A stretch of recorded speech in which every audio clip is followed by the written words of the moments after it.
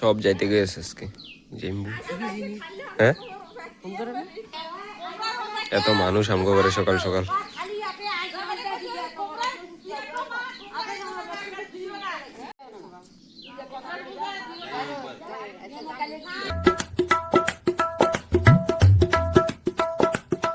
So hello guys, good morning, welcome to my new blog. Guys গরুলে আইছি মাত্র পাথারে আর আজকে থেকে ঘর আরো ঠান্ডা পুরা, যেহেতু আগে ঠান্ডা আসলো যেতটুকু আসছিল আজকে আরো ঠান্ডা। ভাতি যাই গেল দিদার লগে হয়ে যাই গেছে বেড়াইতে কয়দিন, তো সোমবারে আইবো। তো জাম্বু আইছিল কালকে, জাম্বু গেল গা, সব গেছে গা।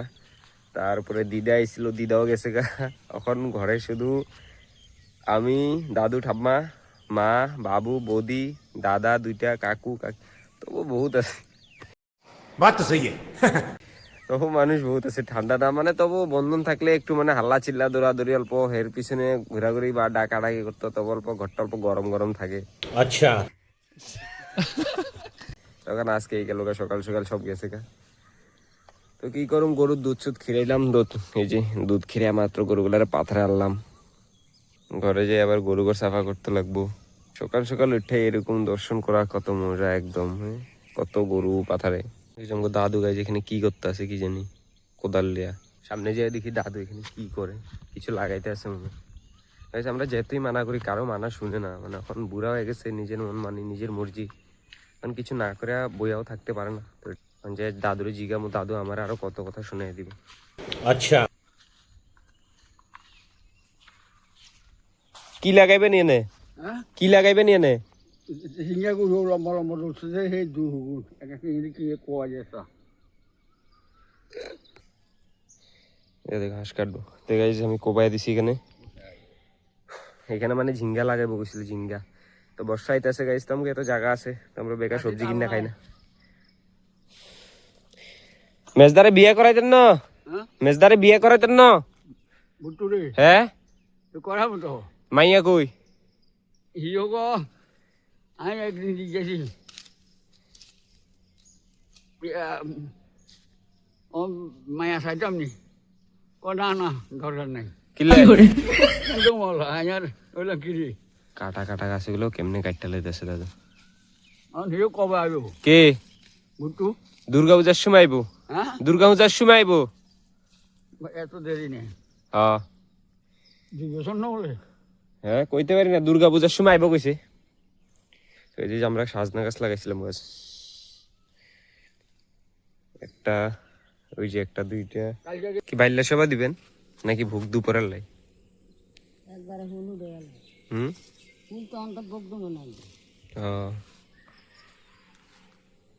যে দেখো আমাকে সবজি খেতে ছোট করে বরবটি লাগাইছে যে কাকুরা।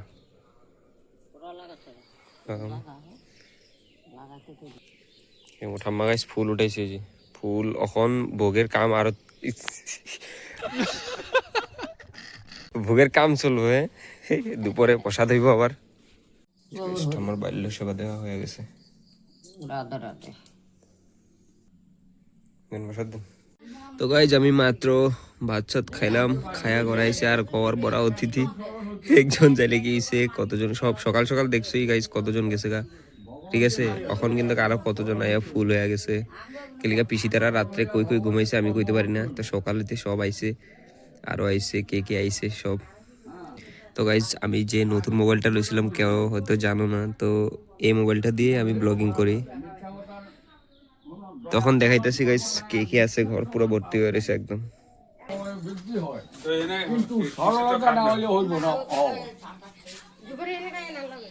গ্রন্থে লেখছে আমি কই একটা কথা, গাও গাও হুনো গৌরাঙ্গেরই গুণ সরল করিয়া মন। গৌরাঙ্গ মহাপ্রভুর বাড়ি ছিল পূর্ববঙ্গে শ্রীহট্ট জেলা, এখন যেটারে সিলেট ডিস্ট্রিক্ট কয়। এই শ্রীহট্ট জেলার থেকে স্বপ্ন আদেশ হয়েছে দাদু ফোনে কথা কইতে আছে বদির লোকে। দুপুরের আয়োজন হইতে আছে গাইজে, যে এখানে তুই এক কাম কর, তুই খাইও না, তুই যা খায় তুই তা খাও। তো গাইজ আমগো ঘর মানে মানুষ যেতে থাকুক না থাকুক ঘর পুরা এনি টাইম ভরাই থাকবো, যেহেতু আমগো ঠাম্মা দাদু আছে গাইজ।